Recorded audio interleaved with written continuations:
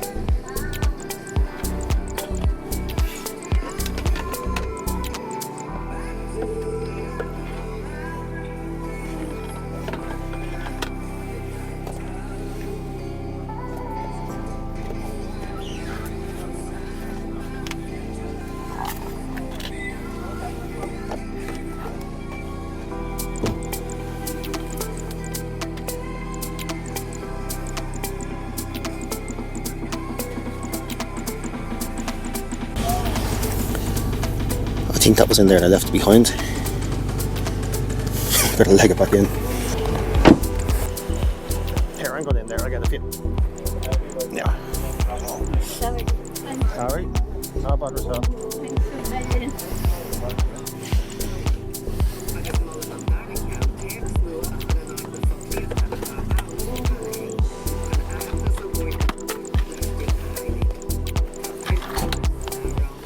I can't believe I almost left that behind. I was walking out the door and I just took one mortal hands. I did see it the first time, I just didn't really think anything of it. Generally sports games, as you know yourself, not really worth anything, but there can be a few that are worth something. So I just, when I got back to the car, I just had a quick look on the phone to see, and this Rugby 18 sells for 25 in CX. I can't even remember how much it trades in for now. I think it's like 16 euro. It was priced for 1 euro. The disc is in there and it's absolutely immaculate, so we'll have no bother trading that in. So we've got a nice start on the budget for the next one. Grabbed this one as well while I was in there. Didn't even check it, to be honest with you. It probably is only worth €1, but if it's worth it in trade, we'll talk about it later on. But then we grabbed this really nice pile of games. A couple of bits to trade there. We don't really keep Xbox One stuff, so we'll see if we can get that for that Star Wars Battlefront. But these were sort of a mix of €1, €2 and €3. I think the Battlefront on the PS2 was the dearest of them all for €3. I think that's pretty much what it trades for, but I think I have it at home, but I don't think I have a manual for it. And either way, the disc on this one is absolutely perfect. It's like it's never been played, so we'll probably just upgrade our copy and get our money back in trade credit. But Destroy All Humans 1 and 2, actually I better check that these are in here now. They are, and they're fully complete with manuals as well. So these were €2 each, and these are games that I actually have on my list that I want to get, that I want for the collection for the PS2. So to find them in a charity shop for €2 each, where would you be going? Anything else of note here? Sonic All-Stars Racing Transformed, that's one that we're going to keep for the collection. This Dog's Life one I think was actually worth something. Just picked it up because it looked a bit random, and as I said, you never know with some of the random ones. Sometimes they are worth money when you'd otherwise overlook them. But it was €1. Again, it's all in there. And this one trades for, actually it sells for tenner and trades for 3, so a nice little triple up there. Or maybe we should keep it. Is this okay? Is that dog doing what I think it's doing? Alright, a bit of a two-reel simulation there.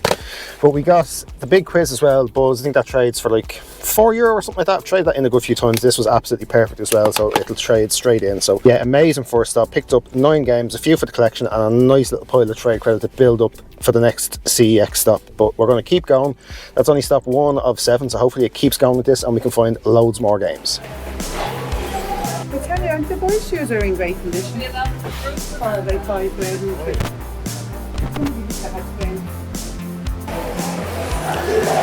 Not in the first one, but apparently the boys' shoes are decent. Let's have a look in here. Do you want that?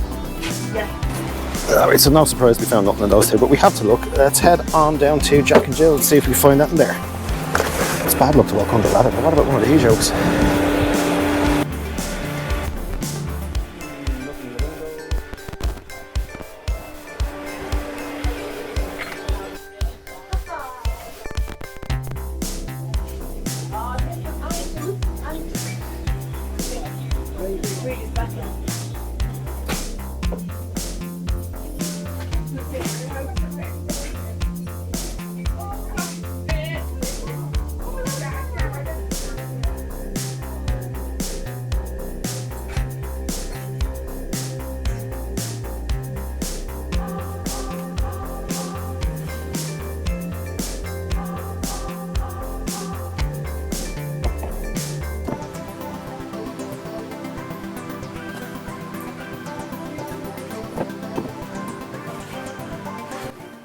So I'm not sure how easy it'll be to see, but I'm just scanning this 24 box set. It was selling for €5 and it trades for 9, so there is some money to be made, but with that many discs involved, it wasn't worth the time to check them all, so we just left it there.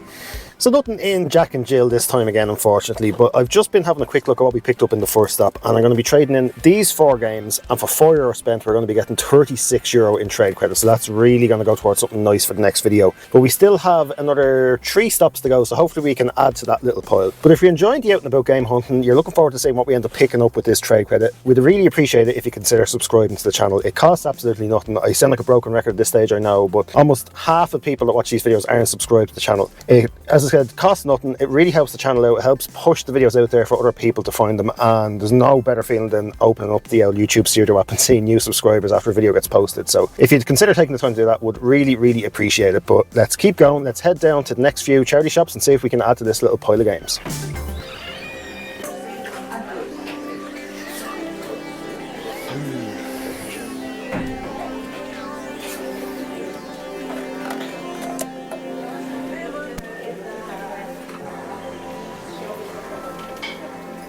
Well, we're back to normal with the last few stops, but that first stop was still more than enough to pick up something class and CX for the next video. But we still have 2 more stops to do on this one, so let's jump straight down, see if we can find any more games.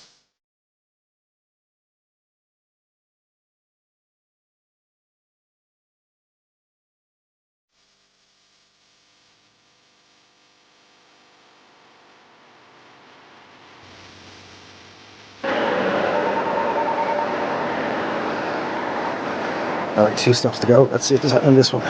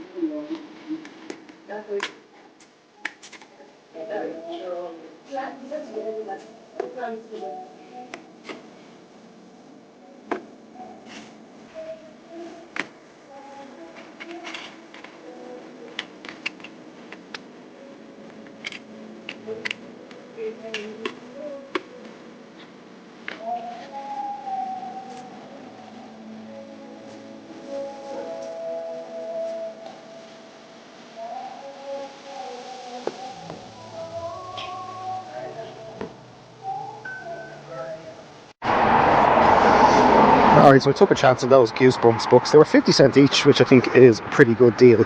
I don't really know an awful lot about them. I know a lot of people like to collect them, and I do know someone in particular who might be interested in them. But if not, I think they'd be pretty easy to bundle up and get probably double our money back for them. So $6.50 for 13 Goosebumps books. You'll have to let me know if that was a good deal or not.